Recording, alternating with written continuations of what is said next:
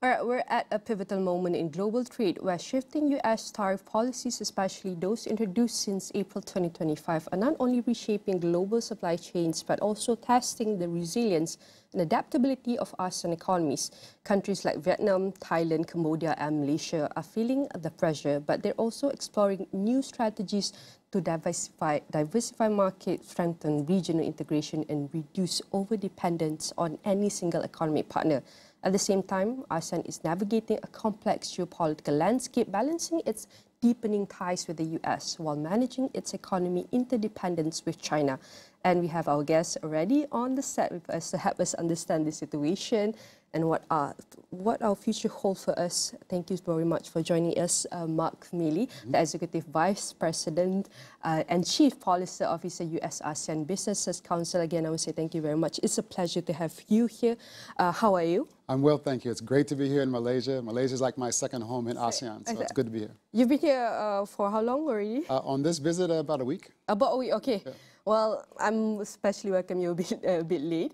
Again, we'll talk about ASEAN tariff. This is actually not a very, we can say it's a very hot topic nowadays, especially when we talk about trades and then we talk about relationships with ASEAN countries, advanced, emerging economies. Probably we can share with us, what's your perspective about the recent tariff? We can see the two brothers, big brothers, fighting from 145 to 130, just like that, a snap of the fingers. Yeah, yeah. So clearly, you know, the U.S.-China economic relationship is probably the most significant one in the global economy today.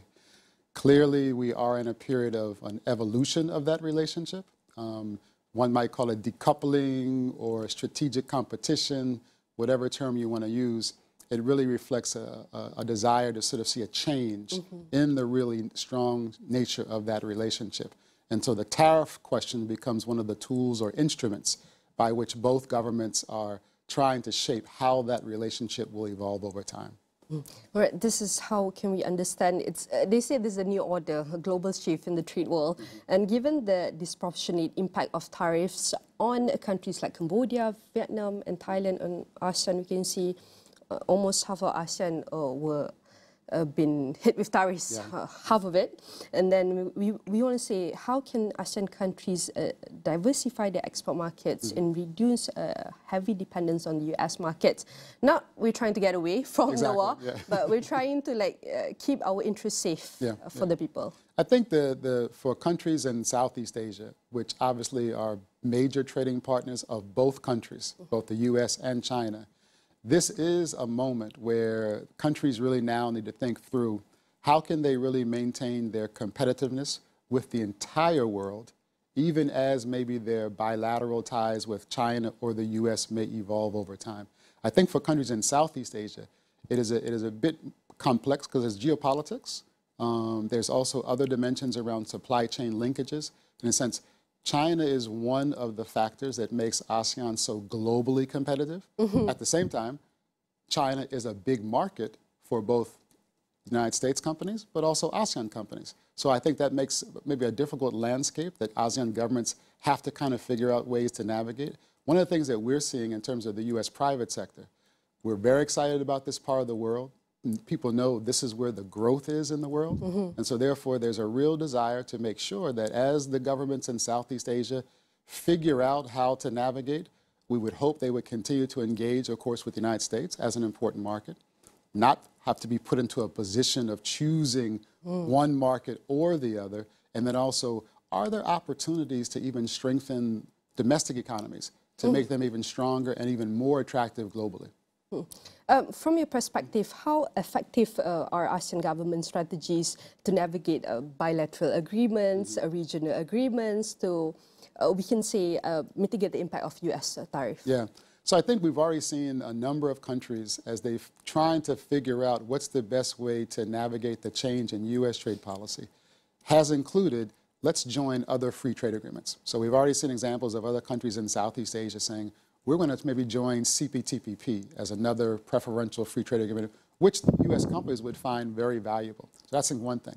Second thing, I think governments in the region are now saying, what can we do more in terms of our own regional economic integration agenda? So things like successfully concluding the Digital Economy Framework Agreement by the end of this year would be a big thing for all 10 countries in ASEAN. And there's probably other initiatives like the upgrading of the ATIGA agreement. And last but not least, even successfully concluding the FTA with Canada, that's in the process. All these kinds of things, I think, represent ways which countries can diversify their partnerships during this challenging time. Diversify is very important for us to explore new and bigger markets. Yes.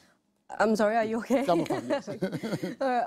But we want to take a look at this, but probably we caught in the fire of a war between not only are they threatened towards each other, but in terms of one side wants to dominate more than the other in terms of the trading world. And how do you access, what some of the challenges that you see for us to diversify portfolio, diversify our market value? It's not easy because every country, even in ASEAN, even within the internal, we have our own standard regulation and policy that we have to adhere to. What's your thought on this? Yeah, I think these are opportunities right now for the governments in the region to say, while we're all 10 individual countries in ASEAN, the success of all of us individually is linked to how effectively we are integrated with each other. And so if there are ways to really move sort of the key components of the ASEAN Economic Community agenda forward. In other words, harmonizing more regulations across all 10 countries, creating more opportunities for businesses.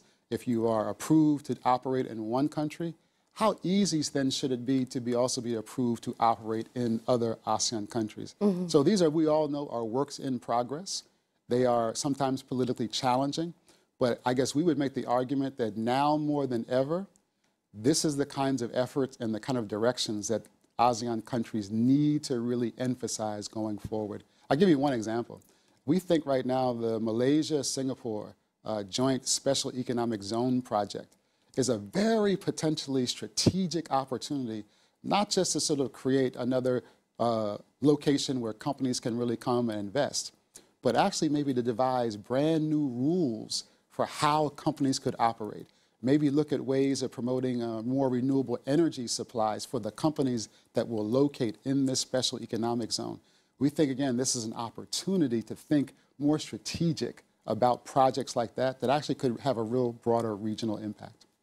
And then we can see we can have more space and opportunity to think and disclose any strategic moving forward in mitigating this impact. Marc, based on your perspective, your own personal value, how do you assess the long-term implications of US tariff policy towards the ASEAN's role in the global value chain, especially in electronics, textile, and even agriculture? Yeah. So we've certainly seen the evolution of how the US-China relationship has evolved, and more investors and companies sort of adopting their sort of China plus strategies, right?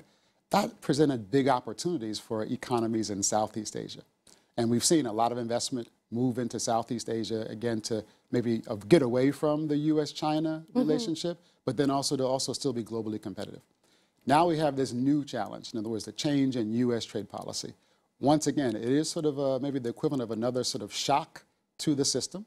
And I think countries in the region, as they're kind of assessing, how can we turn that shock into, again, mitigating the negative dimensions of it, but also where can we take advantage of opportunity. So for example, as companies are thinking through like, wow, we'd like to find those parts of the world where maybe there's, relatively speaking, more certainty to help us navigate right now global uncertainty. If ASEAN and individual ASEAN countries can be perceived as those places where there's greater certainty of policy, of regulations, of reforms, I guarantee you companies and investors will say, we're looking for certainty. And we're going to go to the places where there's growth, where we have relative more certainty. And if ASEAN countries can say, we are that part of the world where the growth is here, there's clarity of policies, there's improved regulations, I think that will help, again, seize the opportunities and maybe mitigate the potential challenges. And definitely it's amazing how you share until this now discussion. It's how can ASEAN achieve success, not only individually, but together. To what extent do you see the US tariffs as a geopolitical tool aimed at countering China's influence on ASEAN? Yeah, I mean, I think let's be honest, there's a global competition between the US and China, particularly in terms of economics. We would make the argument that where that competition is really happening, it's in Southeast Asia. So this is the place where the competition is happening. So we're seizing the fact that the change in terms of the tariff policy, but also the negotiations that are going on, are actually generating some new commercial opportunities. We are seeing governments in Southeast Asia maybe adjust certain policies to create more room for U.S. companies. So from a commercial point of view, that's a good thing. The flip side, of course, is that in some instances, we want to make sure that this change in U.S. policy doesn't maybe create a sense of America is no longer the strong, trusted trade partner that it has been for many, many years, because we know other competitors will probably try to take advantage of that and say, hey, we are now more of your trusted trade partner. And so we want to make sure that that doesn't happen, because we think at the end of the day, countries in Southeast Asia, their interests are best served when they are able to engage both the United States as well as China, as opposed to being forced in some kind of a zero-sum scenario. All right. This is a very important and critical situation that you have just shared with us, Marc. And it's very important for us to see maybe a new role of how ASEAN can play a strategic role to mitigate all of these implications, effect, and policy. Not only that, ASEAN also been hit with high tariffs by the US, but also we are facing the effect of dumping. For example, like we know that Malaysia has now has introduced around 9 anti-measure dumping for the past 10 years, and then we say Indonesia, they are neutral, but we can say almost 150 factories were developed on 2024 alone. And then for Vietnam also, we can see it has become a Chinese transshipment hub for Chinese product, and US is sitting that with 46%. Exactly. So towards one goal, to mitigate all the effect of splash zone from the tariff, how is maybe checking on the progress, on ASEAN progress towards the goal outlined in the KL Declaration recently, particularly in creating a deeply integrating and resilient regional economy, as we're not managing tariff rate, but we're also managing the impact from both of our big countries. Yeah, that's you've just described really what I think the key sort of strategic imperative is for ASEAN countries. In other words, there's no way ASEAN countries are going to sort of disengage with America or disengage with China. But as the way of sort of how to position ASEAN in terms of these pressures that may be coming from one or the other, this is where, again, we'd say now is the time to really stress, how can we be more globally competitive? So again, countries joining more free trade agreements, deepening integration efforts in the region, I think would be very helpful. And we're certainly, the one thing we're also seeing is that as the governments are trying to figure out their respective strategies, to understand that there can be a hybrid approach here. In other words, there can be things that can be done to really enhance economic and commercial with the United States, even in response to maybe higher tariffs. And of course, every country in the region has to sort of do their own calculation as to how much they really can afford to navigate a different relationship with America. Like Vietnam, obviously, a larger share of their trade with the world is with America. So therefore, their position is a little bit different than, say, Malaysia. Malaysia obviously has trade with the world, and a piece of that trade is with the United States. So obviously, Malaysia has a sort of a different calculation to make in terms of how to figure out what's the sweet spot, what's the middle ground, so to speak. And again, not being forced to sort of pick one or the other. Because one of the things is very, very clear. America is the major source of foreign direct investment to ASEAN. China is the biggest market for ASEAN's products. Obviously, you don't want to have to pick one or the other, because if you make such a choice, it will have a negative economic impact on your domestic economy. So again, I think that's what the governments in Southeast Asia really have to think through. How can we, again, find that sweet spot in between both situations? Even though we can coexist in a lot of aspects and components, even if we don't like each other, especially with our big brothers, it's very important for us to play not only the role in the global supply chains, but in neutrality. I was saying that, okay, we're still good with you, we want to do business with you, same as well to China. That is something that we propose, ASEAN is proposing, that voice, that initiative, and that education. But help us understand this a bit more. What are some of the biggest challenges that ASEAN faces in narrowing the development gap and fostering inclusive growth, amid external factors, that's something that is beyond our control. Yeah, yeah. And which I think this is the kind of thing, as someone that's been working in Southeast Asia for many, many years, I've often said to government officials that ASEAN's long-term success will not only be driven by the countries that are the most advanced and the most developed, but also how are the less developed parts of ASEAN moving forward in terms of the economic integration agenda. I think there are efforts that need to be made to ensure that the smaller countries like Cambodia, Laos, and obviously the situation in Myanmar is very challenging, but those societies need to feel that there are more benefits for them nationally as integration in the region is deepened, and mechanisms need to be put in place that allow them, for example, to participation like in the Digital Economic Framework Agreement, but maybe understand that they can't make all the reforms at the same pace as Singapore or Malaysia will make, that they need to have longer phase-in periods or longer time frames, but they're included is the most important thing. The other bigger, I think, and this is where I know U.S. companies, I think, are real champions in, is the fact when it comes to the region and for inclusive development, human capital development is so important. And I think U.S. companies, I think, are the best in the world when it comes to training the people who they employ. Because as you know, when a U.S. company sets up an investment in Malaysia or Singapore, they're not going to bring over 10,000 Americans. They're going to employ 10,000 Malaysians, 10,000 Singaporeans, 10,000 Vietnamese, and those individuals are going to benefit from the opportunities of building their own skills. I think that'll be really, really important. And last but not least, I think the questions around sustainability and energy transitions, these are, I think, complex questions that countries nationally are trying to navigate. Regionally, there's benefit from being deepened in the cooperation. As we know, we're seeing now, how can ASEAN be more effective at having renewable energy that's produced in one part of ASEAN be transmitted to where renewable energy demand is growing in another part of ASEAN? To me, those types of initiatives, as they're trying to move forward, would be very, very valuable for that more inclusive and sustainable development that I think ASEAN has the potential to really achieve. It's not an easy work, Marc.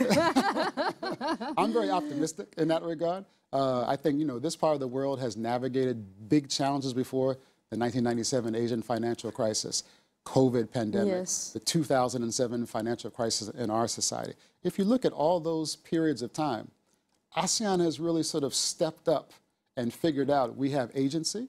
We're not just simply passive takers in this world, and we can and figuring out when does it make to be strategically neutral, when it's based upon the calculation of their own interests. Depends on the situation. Exactly, exactly. So I think those are experiences that'll probably be very necessary in this current period. All right, understand. I like that very point. We're in our last last session of the time. Maybe you can share with us. Probably we need to look at internal first. Internal, how can we work together from the governments to business, private sector, until all the small stakeholders from there. And then one country, okay, we internal are already in prep, then we can work together with another country. But we can work effectively if another country, we can say, all strategy is aligned, then we can work together. So that is one of the ways. Moving forward, in what ways can the US-ASEAN Business Council facilitate stronger private sector engagement to address supply chain vulnerabilities and promote sustainable growth? Maybe we can say that usually private sector have their own aims, agenda. It's not that they want a cooperation, but their objective is a bit different. But this time, we need support to a bigger narrative. We need from everyone support. Share with us, Marc. I think one of the good things, even during this current challenging environment and with greater uncertainty, we're seeing governments in Southeast Asia actually do a lot more direct engagement with companies and really sitting down with companies to say, hey, we really want to understand what your priorities are. And generally, you know you want to expand business, so we know that's your priority. We also want to understand where you see the concerns or the challenges. I think that also creates the opportunity for governments to really reiterate what are our priorities, what are we really looking for from the private sector. So I'm optimistic again that in some of these conversations, you do see more sort of win-win scenarios that emerge, so to speak, out of those kind of direct relationship building. And then last but not least, I think, you know, from the U.S. business community point of view, there's still a very, very strong commitment to those kinds of broader public policies, sustainability, for example. Even as maybe government policy value on those kind of topics change, from the U.S. private sector point of view, it is still critical. It is still an area where companies want to work together with governments and figure out pathways forward. And I've always made the argument how ASEAN countries, and as individual countries and as a region, figure out that delicate balance between still promoting good economic growth, but also growth that's more sustainable. It's actually probably going to create some very valuable lessons for other countries around the world.